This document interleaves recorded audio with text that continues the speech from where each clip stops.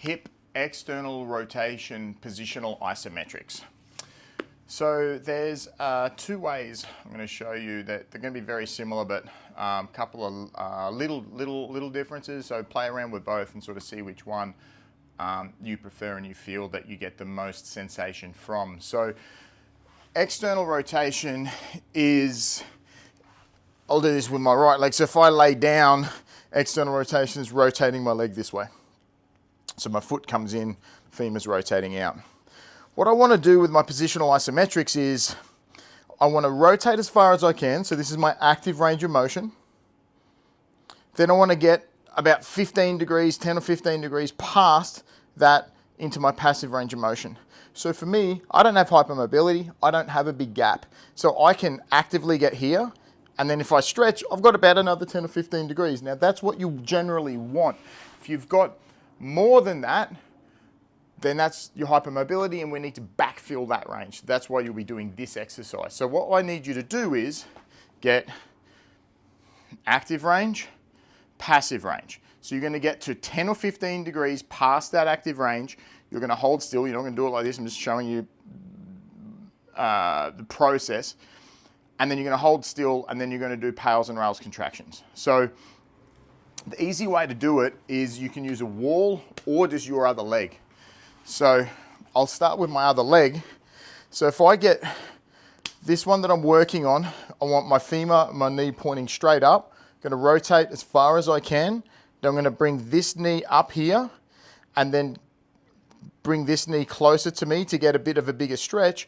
I'm now 10 or 15 degrees past my passive range. Now I'm going to hold still here. Put your hand here if you need to. You probably won't need to. And you're going to do your first contraction here. It's really important to note that this leg that I'm working on is staying straight up. So from the side, from this angle, a common mistake is I get to here, but then as I bring this knee back, it pushes this out to the side. This one wants to stay straight up. So here, leg, keep that still. Now I rotate. So once I get into this position, I'm going to hold still, and I'm going to isometrically contract. So I'm going to try to rotate back, and then I'm going to try to actively rotate more. You're not going to get any movement. This is isometric loading. So I'm going to hold still, big breath, brace my core, and now I'm trying to rotate. So this leg is getting pushed into that leg there. I'm trying to rotate back, and I'm doing this as hard as I possibly can for 10 seconds. Once that 10 seconds is up, I'm going to reverse direction. Now I'm doing everything I can to get that leg off this leg. But because I'm in my passive range of motion, it's just not moving. Oof. 10 seconds each way, then relax. Once I've done that rep, I'm now going to stretch into another 10 or 15 degrees.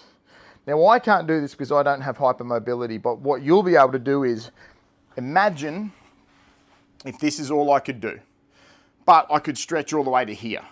What I will be doing, that's my active range, that's my passive 10 or 15. I'll do my rep here, then another one here, then another one there until I get to the end of my range of motion.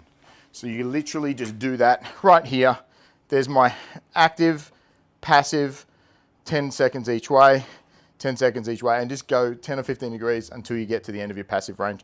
Now, if you don't want to use your other leg, or you have some mobility issues, maybe you can only get this far so you can't kind of get your leg there, just use a corner, any corner. You can do it in a door frame, whatever.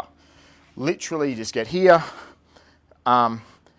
This is my active range, so I just nice and square in line here. This is the end of my active range. So if I want to passively stretch more, I can do one of two things. I can either move my body down that way and keep this leg up. That's now stretched it. Or I can stay there and rotate my body and the leg stays still. And then this is where I do my work. Anyway, so that's external rotation, positional isometrics. If you have any questions, let me know.